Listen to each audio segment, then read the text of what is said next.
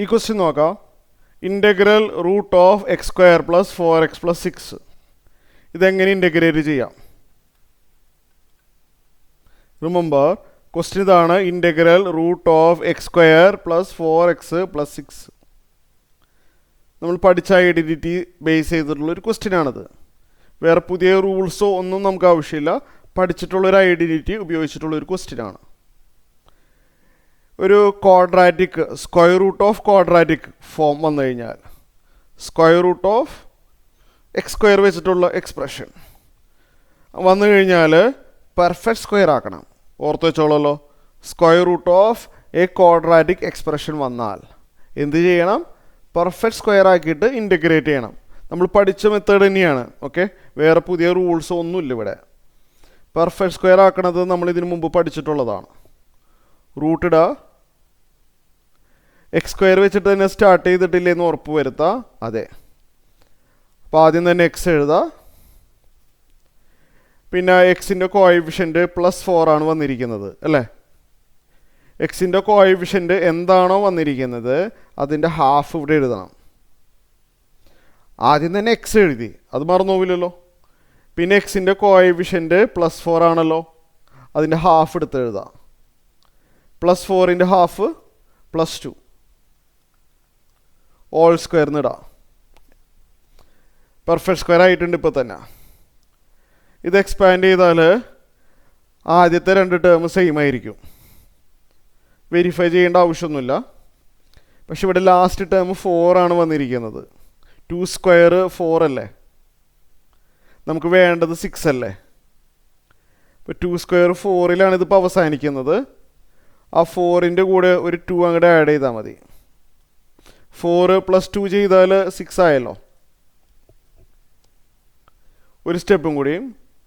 Integral root of x + 2 whole square. 2നെ നമുക്ക് √2 square എന്ന് എഴുതാം. dx അല്ലേ? ഇത് ഏത് ഫോമാണെന്ന് മനസ്സിലായോ? നമ്മൾ പഠിച്ചിട്ടുള്ള ഐഡൻറ്റിറ്റിയാണ്, അല്ലാതെ പുതിയതൊന്നുമല്ല. നമ്മൾ പഠിച്ചിട്ടുണ്ടത്. Integral root of X square plus A square ഫോമിലല്ലേ ഈ ഇൻ്റഗ്രേഷൻ വന്നിരിക്കുന്നത്? Root of X square plus A square ഫോമിലാണ് ഇൻ്റഗ്രേഷൻ. ഇത് വലിയൊരു ആൻസറാണ്, പക്ഷെ നമ്മൾ ബൈ ഹാർട്ട് ആക്കേണ്ടതാണ്. ഇതിനു മുമ്പ് നമ്മൾ പഠിച്ചിട്ടുള്ളതാണ്. x/2 into root of X square plus A square plus A square /2 into log X plus root of X square plus A square plus ഇങ്ങനൊരു റിസൾട്ട് നമ്മൾ പഠിച്ചിട്ടുണ്ട്. ഇത് ബൈ ഹാർട്ടാക്കി വെക്കാം. ഇവിടെ എക്സിൻ്റെ സ്ഥാനത്ത് ആരാ വന്നിരിക്കണേ? Root of X square plus a സ്ക്വയറിൽ എക്സിന് പകരം വന്നിരിക്കുന്ന ആൾ x+2 ആണ്. എക്സിന് പകരം വന്നിരിക്കുന്ന ആൾ x+2ഉം എ സ്ക്വയറിൽ എക്ക് പകരം വന്നിരിക്കുന്നത് √2 ആണ്.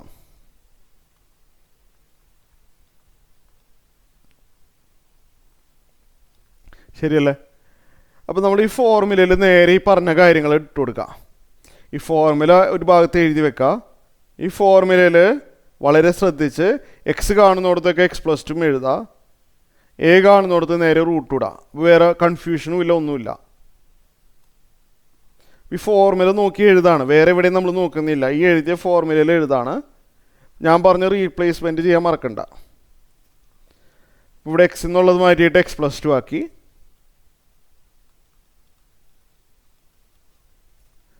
/2 എന്നുള്ളത് /2 തന്നെയാണ്. റൂട്ട് ഓഫ്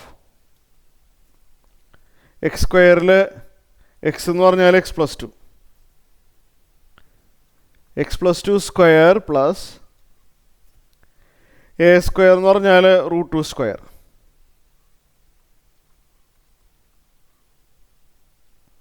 പ്ലസ് പിന്നെ ഇവിടെ എ സ്ക്വയർ /2 ആണ്.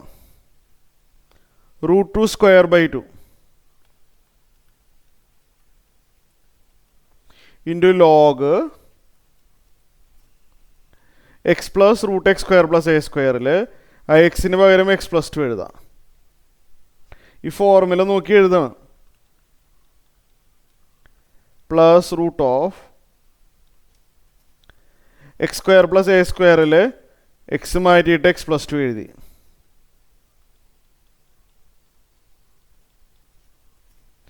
എ സ്ക്വയർ മാറ്റിയിട്ട് റൂട്ട് ടു സ്ക്വയറും എഴുതി. പ്ലസ് സി എന്ന് വന്നു. ഒന്നും കൂടി എഴുതാം. X plus two divided by two into ഈ x plus two whole square plus root two square അല്ലേ.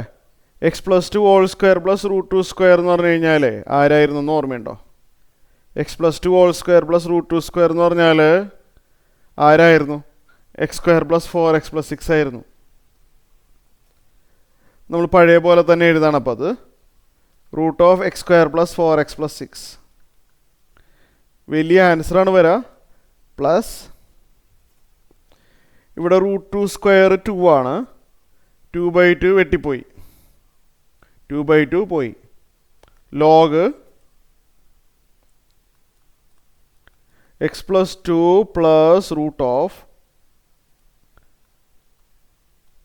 വീണ്ടും വന്നു x plus 2 square plus root 2 square. അത് x square plus 4x plus 6 ആണ്.